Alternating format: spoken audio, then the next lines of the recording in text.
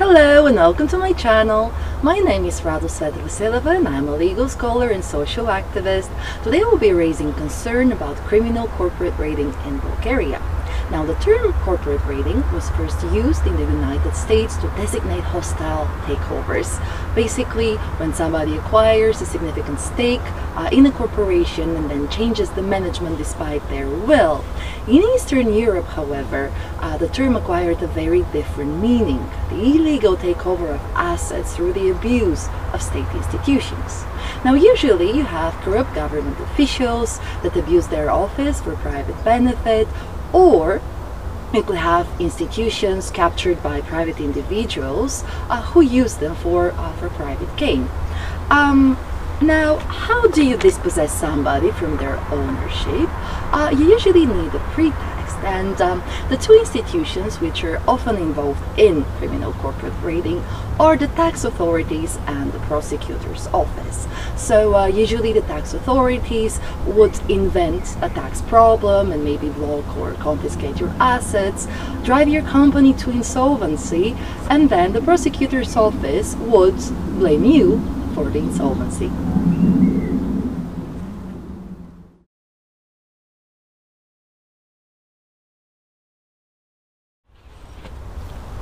So where can you find examples of criminal corporate raiding?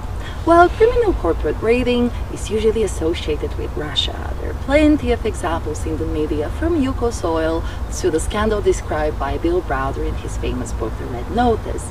Sadly, however, the practice has been encouraged in some European Union member states like Bulgaria and Romania. And this is quite unfortunate, having in mind that the European Union is a union of values, and these include respect for the rule of law, respect for human rights, and equality before the law.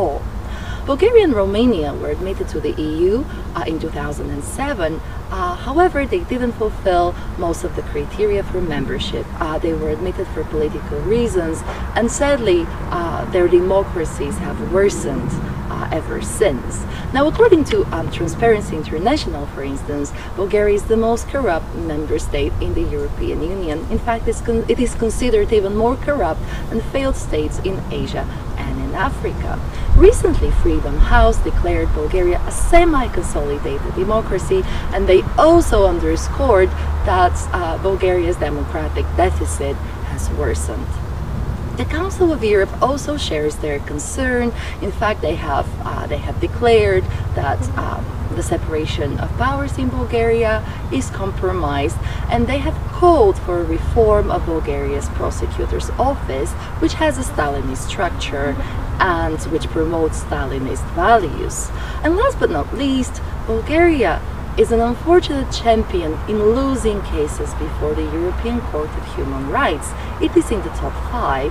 Moreover, it is also a champion in not enforcing, not recognizing decisions by the European Court of Human Rights.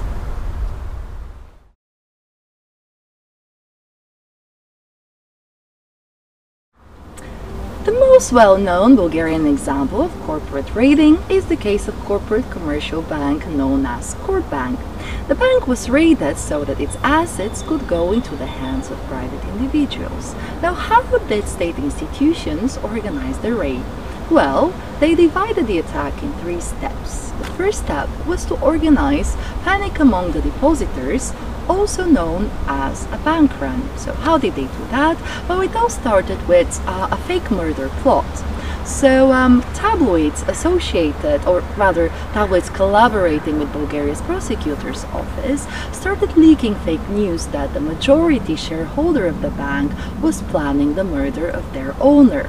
Innocent men were arrested, their faces were shown live on TV, but most of all, the prosecutor's office used this as an excuse to literally raid the offices of the bank. So they sent special forces, police dogs, etc. And they even invited most TV stations to broadcast the raid live. So obviously the bank's depositors panicked, and in the span of 4 days, 20% of the bank's assets were withdrawn. Now clearly Clearly no bank can sustain such pressure, but it's also interesting that much later the prosecutor's office officially admitted they made a mistake. Well, it's rather peculiar. How can you make a mistake of such caliber? And if you don't know what you're working on, why do you invite all media stations to broadcast?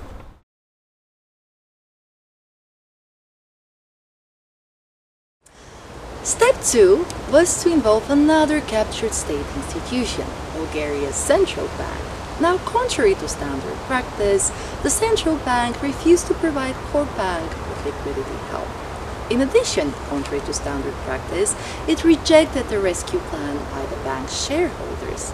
Initially, the central bank even refused to meet with the bank's shareholders. And third of all, of course, they had to declare the bank insolvent so that its assets would be stolen, so they commissioned an obscure evaluation of assets based on a methodology that isn't applied anywhere in the European Union. And it's not a surprise that I actually hid the report so that nobody could contest its contents, its methodology, etc.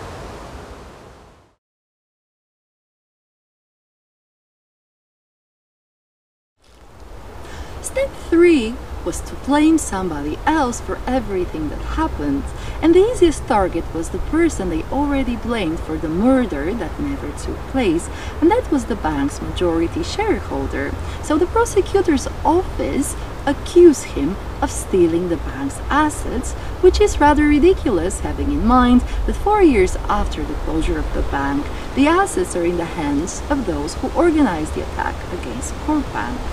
As you see, this is a classic corporate raid, Russian style. Thank you so much for watching. As always, there is an article accompanying my video on my personal blog, Radosveta Vasileva.blog. I'll see you soon.